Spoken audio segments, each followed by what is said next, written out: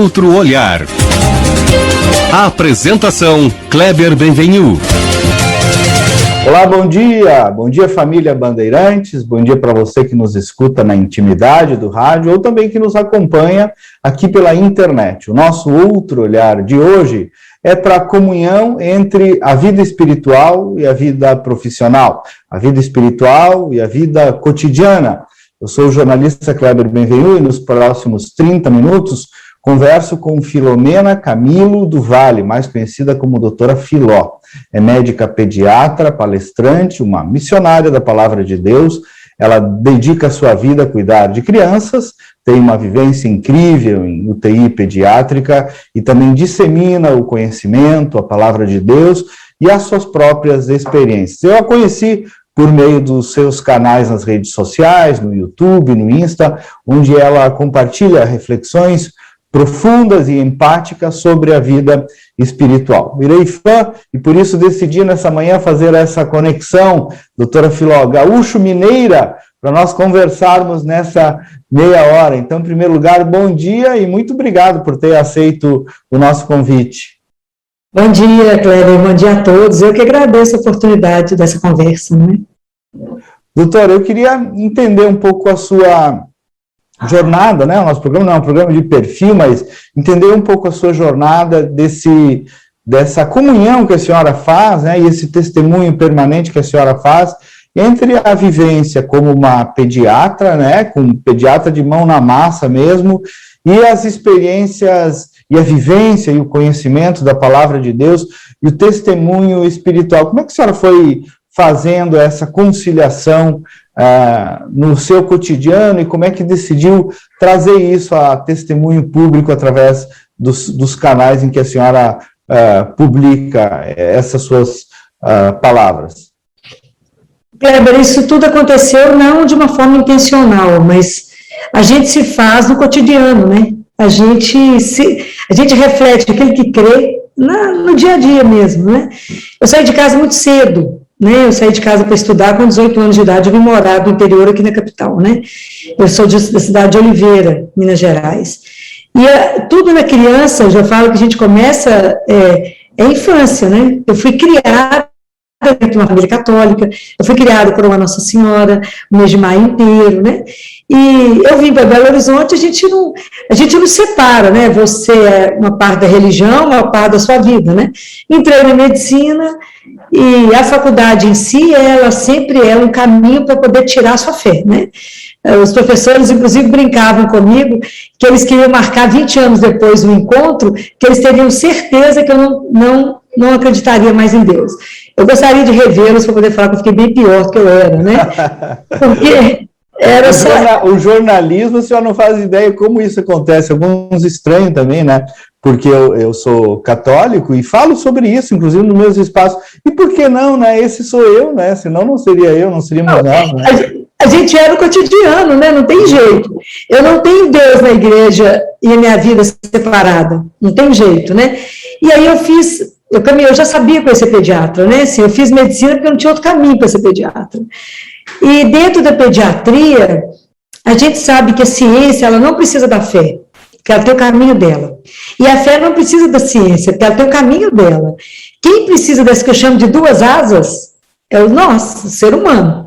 Porque tem momento, Kleber, que a ciência, ela encerra, mas ela não tem a última palavra, porque existe uma coisa muito maior que ela, que chama-se vida. Né? Então, graças a Deus, graças a Ele mesmo, né? Então, tem momentos que aconteciam coisas que a gente não explicava, né? E isso a gente tem muita tranquilidade em caminhar com isso, né? A ciência, a gente tem que ser muito claro, muito transparente e mostrar o que a ciência tem e fazer o melhor que uma criança recebe quando te encontra, né? A gente tem essa obrigação profissional de ser o melhor e mais transparente com a família que for possível. Mas tem coisas que vão além. Lidar primeiro com a morte das crianças é uma coisa muito difícil para mim. Muito difícil. E um assunto que ninguém tramitava, ninguém conversava com a gente. Eu era residente, né? Ninguém discutia com a gente, né? E eu comecei a fazer um processo pessoal mesmo, de entender. E quando eu fui meditando muito, e rezando muito, e conversando muito com Deus, para poder entender esse processo, né, da morte, na criança, na dor, viver a dor, o sofrimento, que é o que eu faço o dia inteiro, fala, gente, ou eu vivo a minha fé na inteireza dela, não tem jeito de pular umas partes da Bíblia, né?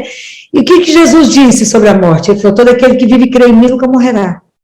E quando ele disse, vai, batiza todos, em nome do Pai, do Filho e do Espírito Santo. Aquelas crianças que eu sabia que não ia ter oportunidade mais de chegar a lugar nenhum, eu batizava todos, batizo todos, né, para não morrer nenhum pagão. Então, foi um exercício, a coisa foi acontecendo, né? E eu comecei a fazer o grupo de oração, eu estava no 3º ano de medicina. Então, eu comecei a rezar com as pessoas em 1983, rezando o terço todos os dias, né? Você imagina, nós estamos em 2022, imagina quantos anos tem isso. Muita e aí, é muita reza. Muita reza nesse corpo. Um sacerdote me conheceu, e aí o grupo que era pequeno, ele resolveu colocar na igreja dele. E na igreja dele as pessoas começaram a falar, isso aí vocês não gravam? A gente não tem jeito de escutar depois? Assim que começou. Aí o padre começou a fazer CD. Nem mexia com nada, a gente estava muito longe de mexer com rede social. E também foi ele que começou a colocar na rede social, porque se dependesse de mim, não tinha nada, não tem horário nem... Para respirar. Isso, é. E o meu sobrinho, o Guilherme, que hoje mexe com isso, porque também se continuasse dependendo de mim, eu não colocaria na rede social. E as pessoas acharam, conta aquele caso daquele menino, conta aquela situação, e aí o pessoal registrou, mas... Não foi uma, assim, você procurou por isso? Não procurei.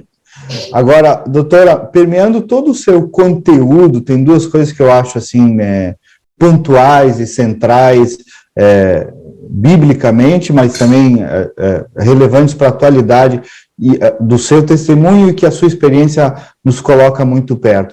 Primeiro, a senhora já falou até en passant aí, a dimensão do sofrimento, né?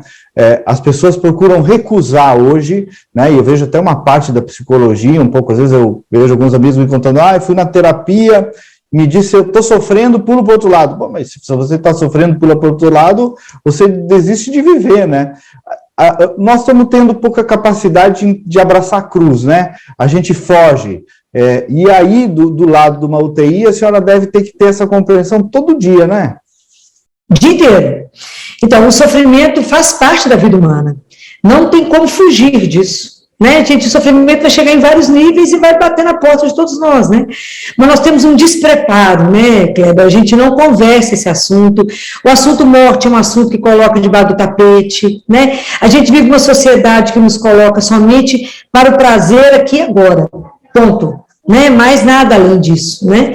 Então, meditar a dor e o sofrimento é difícil para todo mundo, né? Mas isso, numa compreensão da vida como um todo, ela não digo que é mais fácil, assim, que é fácil, mas a gente consegue viver, né? Eu falo com os residentes lá no CTI, tem momentos que a gente vai chorar com os pais, e tem momentos que a gente vai parar o choro e vamos passar um batom e rir para outra mãe e dizer, seu filho está de alta. Mas nós não estamos aqui para explicar o sofrimento, mas para poder ajudá-los a atravessar este momento de dor e permanecer de pé, que é o que eu acho mais difícil, né? Então, não tem jeito de fugir. Mas viver isso como a vida exige que se viva na fé. Eu costumo dizer até que nenhuma, inclusive, das conquistas, inclusive materiais do ser humano, né, decorrem de outra coisa que não seja também sofrimento, né, formatura, né, faculdade, sofrimento, um carro novo, sofrimento, filhos, sofrimento, né, as grandes vitórias, mesmo mundanas, decorrem de acúmulos de sofrimento. Agora, o outro lado, esse era o outro ponto que eu ia abordar, que aí também coloca perto de algo lindo, que é a maior mensagem do cristianismo, que as pessoas esquecem, que é a dimensão da vida eterna, né? A noção da finitude e a dimensão da vida eterna. A senhora também deve ter que trabalhar isso todos os dias, eu vejo que a senhora fala muito sobre isso, né? Porque, na verdade, a consciência de vida eterna não é uma vida que começa depois da morte.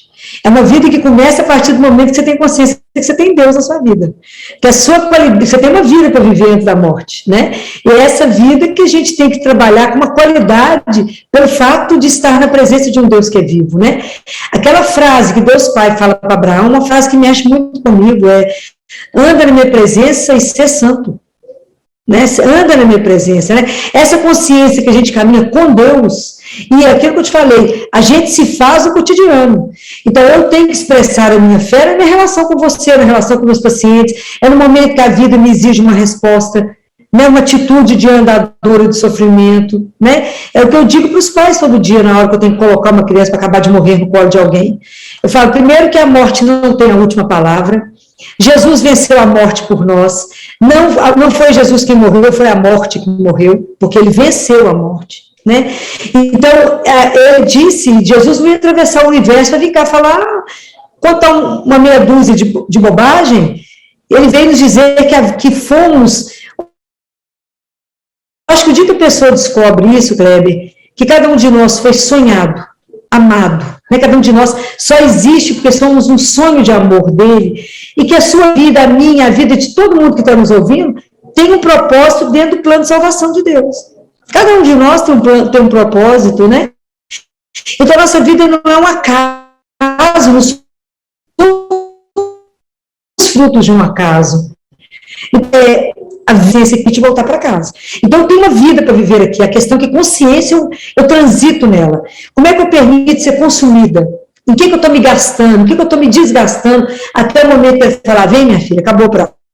Né? Acabou seu prazo aqui, está na hora de você voltar para casa. Né? E isso eu estou sempre chamando os residentes a uma consciência, porque para mim lidar com a morte do outro, eu tenho que ter lidado com a minha morte. É a minha consciência da morte é que ajuda a estar diante de pé com o meu paciente na hora da morte dele. É que eles falam, quando uma criança está no estado muito crítico, e que ele fala comigo, o menino já está tomando adrenalina, noradrenalina, tudo que mantém o menino na hora da morte, eles falam, doutor, nós não vamos fazer mais nada? Eu falo, vamos, chama transfusão de serenidade. Nós vamos ficar do lado, de mão dada, rezar por ele e dizer a ele, não tenha medo de ir. Né? E eu falo que no CTI, Kleber, eu já ouvi cada coisa, cada história desses meninos, que os meninos contam. A criança que sofre demais, ou a criança com câncer, ou a criança até 5 anos, eles nos contam as coisas, né? Não esqueço de uma criança que veio para mim no CTI e falou assim comigo, tia Filó, você viu quem está chegando? Quem chegou? Eu falei, não. Ele falou, aqui está ficando cheio de anjos. Eu nem saí de perto dele, falei para o pessoal assim, hoje vai ter uma parada, traz o carrinho. Eu sabe por que isso? Ele vai parar e nós já perdemos, porque os anjos já chegaram. E como, na verdade, a gente não conseguiu recuperar. Ô Filó, essa é outra característica dos teus conteúdos e da empatia, do jeito que tu abordas, e tu aponta sempre a intimidade com Deus, né? Falar com Deus, né? Com Deus que é um ser espiritual, mas na perspectiva de um ser real, né? A senhora, eu vejo que a senhora fala sempre de experiências de conversar com Deus. Como é que a senhora cultiva isso? É uma rotina de oração? É o Santo Rosário? Como é que é a sua rotina dessa intimidade com Deus? As pessoas às vezes falam com Deus como se fosse algo abstrato, né? E na verdade falta essa consciência de que ele é real, né? Que Deus é uma pessoa, né? Isso é encantador, né? E o fato dele ter querido permanecer conosco, né? Porque todos os mistérios da vida de Jesus conosco é um mistério de amor. O mistério da encarnação, né? Que a gente para poder pensar nisso. E o mistério da Eucaristia é algo que me deixa muito extasiada. Então você falou, como é que eu posso ser íntimo de alguém? Eu tenho que conviver. Eu não posso ser sua amiga se eu não te encontrar todo dia, ou pelo menos falar com você, eu tenho alguma forma de comunicar. Eu preciso conhecer, né? E o conhecer tem que ser feito pela palavra, pela escuta, pela adoração. Então, você tem uma rotina? Eu tenho missa diária, porque eu pedi a ele essa graça. E ele me deu a graça de comungar todo dia antes de entrar no CTI. Porque eu falei para ele, Jesus, E como é que eu mantenho a minha fé diante de tanta morte de criança? Como é que eu consigo colocar uma criança para morrer no colo de uma mãe e dizer a ela que a única mulher que conhece a dor dela é Nossa Senhora, e que é ela que vai mantê-la de pé, né? E que nós vamos devolver aquilo que não nos pertence, né? Mas que nos foi dado por um tempo, né? Essa noção que nada é nosso, né? Que tudo é empréstimo, né?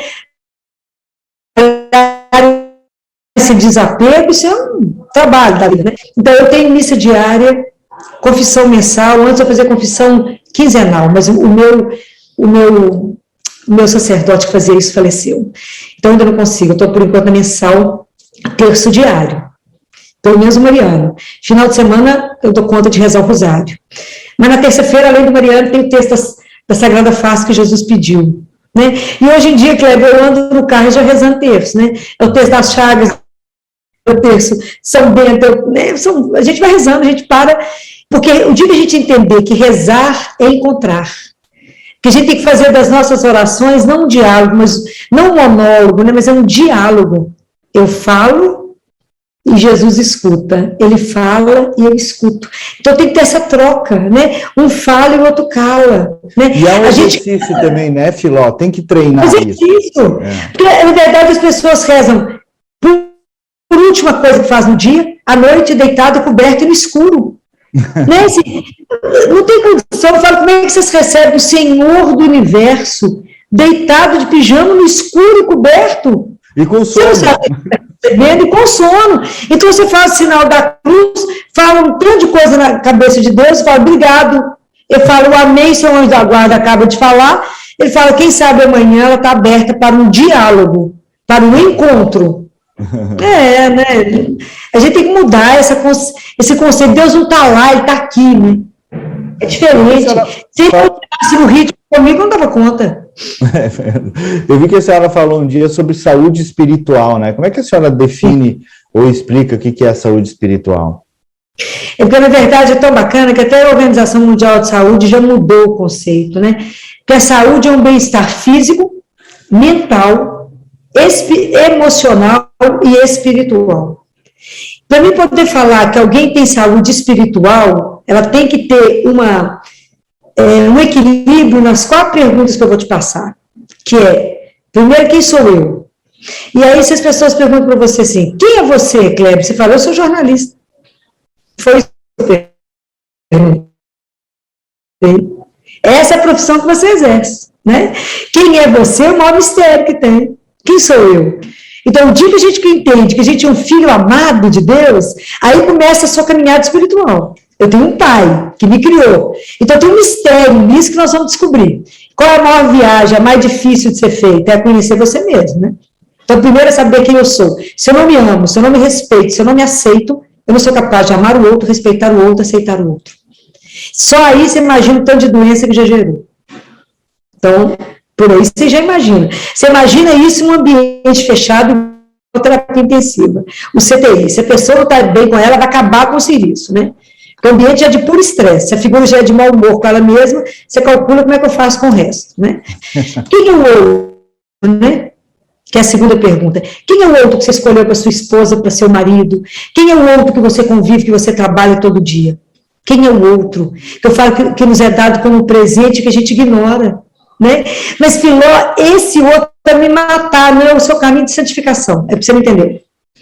Ele não é o que te atrapalha, é o que te leva para o céu. Então, a gente pode só mudar o foco, né? Assim, de entender o outro. Então, as nossas relações hoje são tão líquidas, né? São tão superficiais que a gente não conhece ninguém. Aí fala, os residentes às vezes entram em crise, não, meu colega suicidou. Mas eu não conhecia, claro que não, mal olhou no olho. Não sabe nem o que o outro gostava, né? As pessoas falam, não, eu conheço o Filó. Fala, conhece não sabe nem meu cheiro, não sabe qual que é o meu perfume, como é que conhece, né? Não conhece, viu? É diferente, eu vi o Kleber, mas eu não conheço.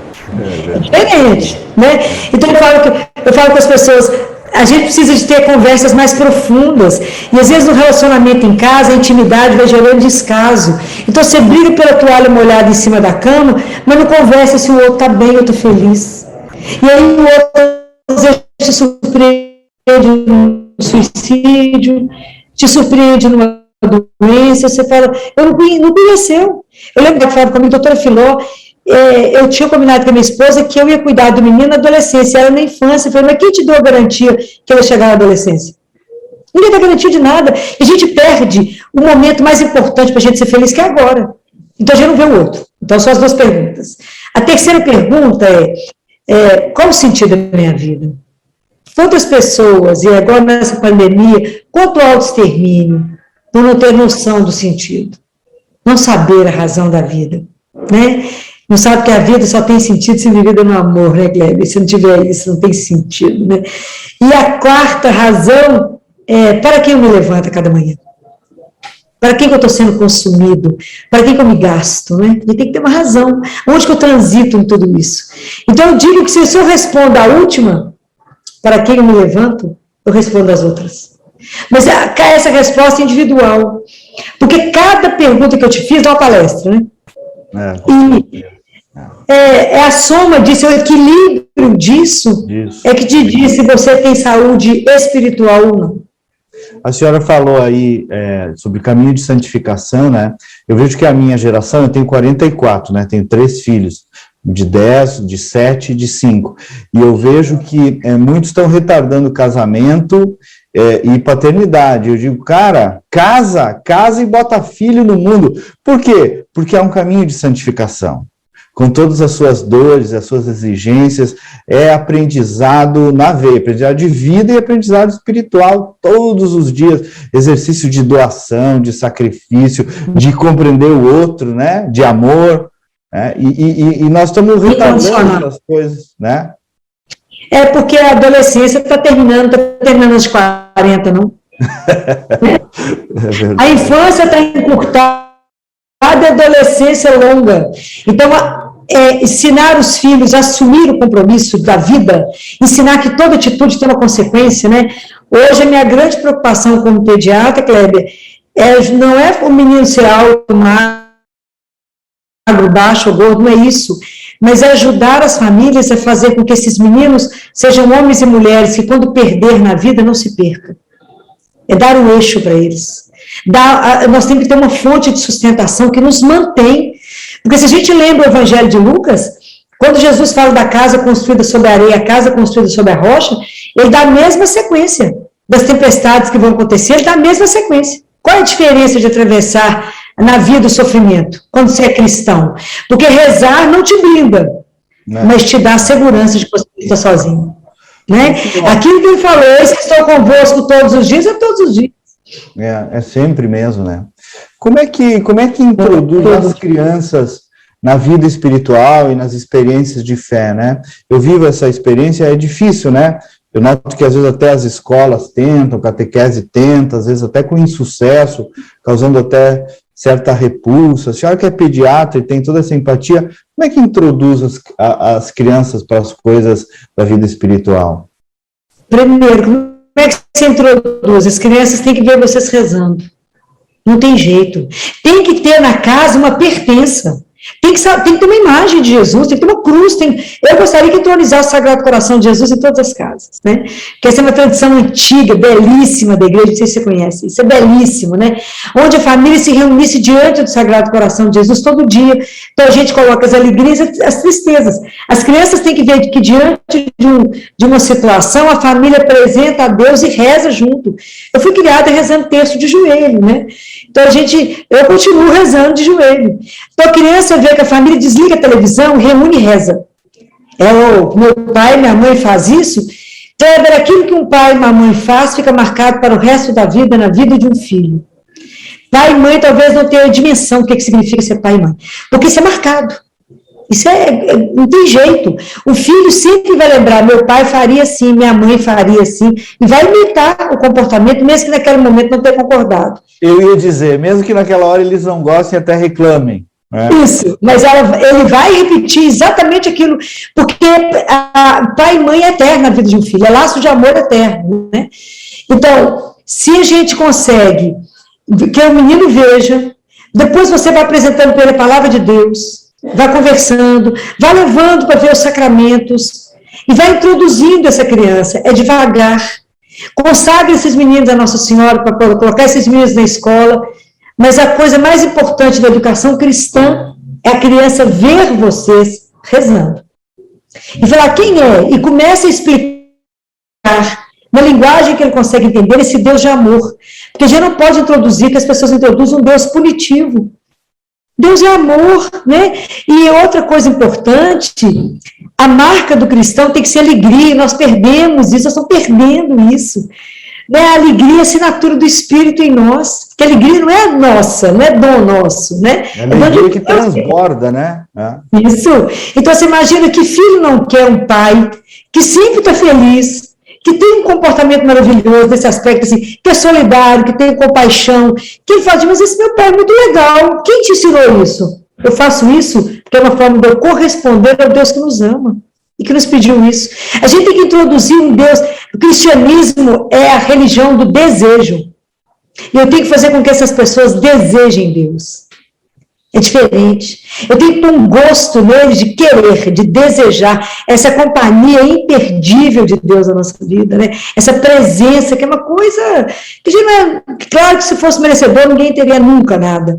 Mas essa misericórdia desse Deus que transborda de amor por nós, né? O dia que você ensina isso para um filho, quem não quer uma presença de um amor desse? Talvez é a forma que a gente está abordando que dá medo, né? E nós temos que seduzir de uma outra forma. Nós temos que seduzir pelo amor. Uma gota de mel atrai mais do que um pote de fel, guarda isso. Muito bom. Doutora Filó, nós estamos quase no final. Eu queria deixar a palavra aberta para uma mensagem de fé e de esperança para a gauchada aqui, que está lhe conhecendo melhor hoje, depois de um tempo tão difícil, né? Eu vi que a senhora dizendo aí, temos que retomar a vida, gente, né? Temos que botar essas crianças de volta para a escola, temos que voltar a viver, enfim. Né? Queria deixar a palavra agradecendo muito pela sua obra de vida aí, além da obra pediátrica, toda essa obra testemunhal da senhora. Eu que passei a ser um consumidor do seu conteúdo e agradecer pelo dom da sua vida aí também. Obrigada, Cléber. A primeira coisa que eu queria dizer é que essa obra não é minha, pode ter certeza disso. Assim. A única coisa que eu fiz foi me colocar à disposição do Senhor, né? Porque se Ele me fez médica, não é médica para mim, né? Ele me fez médica para o outro, né? Então eu sempre peço a Deus que eu possa ser a extensão da misericórdia dele, né? E eu falo isso todos os dias no CTI, nós nos levantamos para poder diminuir a dor e o sofrimento de alguém. Se não for para isso, nós estamos fazendo o que aqui dentro da UTI? Se não for diminuir a dor e o sofrimento. Eu queria dizer, né, eu vou em El Sul no final do ano para fazer um retiro sobre as dores da alma da mulher, com um sacerdote que me convidou, feriado de novembro. Que as pessoas nunca tenham medo, sabe, de viver.